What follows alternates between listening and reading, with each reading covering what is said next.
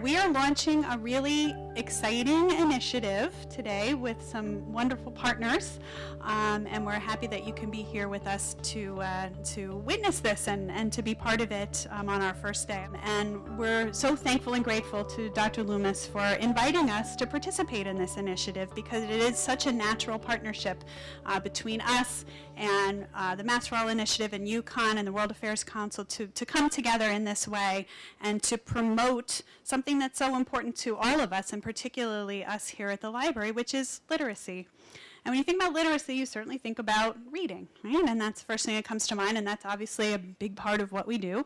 But literacy is broader. We take a much broader approach to the thought of literacy as a learning environment and as a goal to ensure that people are literate in all sorts of skills, and that includes reading, but it also includes cultural literacy. It also includes, numerical literacy, health literacy, all the kinds of things that we think about as learning opportunities. And the one that we're here today to promote, obviously, is geographic literacy and world literacy and the way that all of those go together. I appreciate it. Thought you might like to know how all of this happened. And it goes back quite a long time. I have to go back to the mid-'80s, and I'm a teacher of critical thinking at Weaver High School. And one day I bring out some blank world maps for the young people, the young men and women, to start filling them in.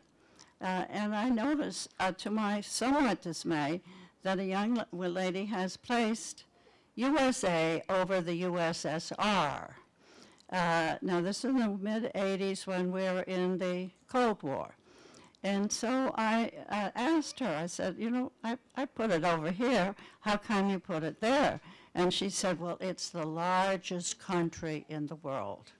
And I've had subsequent experiences after that with other situations in which people associated size with power. A small country, why is it in the news all the time? A little boy trying to find Jamaica on the world map and saying, oh, it's so small. So that got me interested, and I started talking with people about world maps and about geographic illiteracy. And incidentally, I started including teaching world maps, political world maps, in all my critical thinking classes at Weaver and then subsequently at the Hartford College for Women.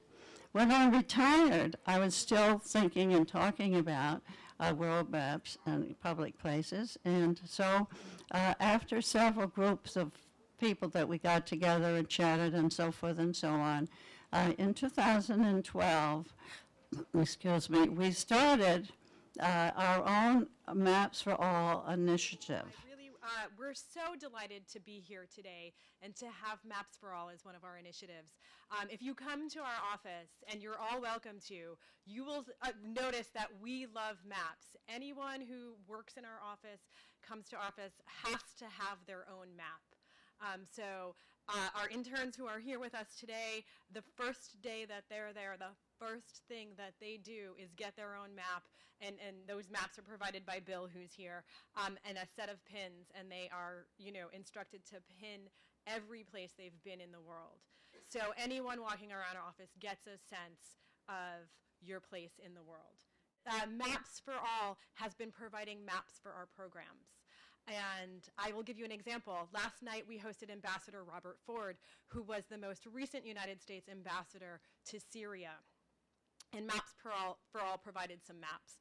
And so when he began to talk about the extent of the refugee crisis in all of the countries that the refugees are fleeing to be able to have a map in hand and at the podium to identify and get a sense of what he was talking about is invaluable. In an era where we're looking at users that are overloaded with information, and in an era where everybody can pull a map out of their pocket with a smartphone, we're actually faced with an interesting challenge, and it is that people are losing the ability to truly read maps in the way that we've come accustomed to, and understanding the context of geospatial relationships between places.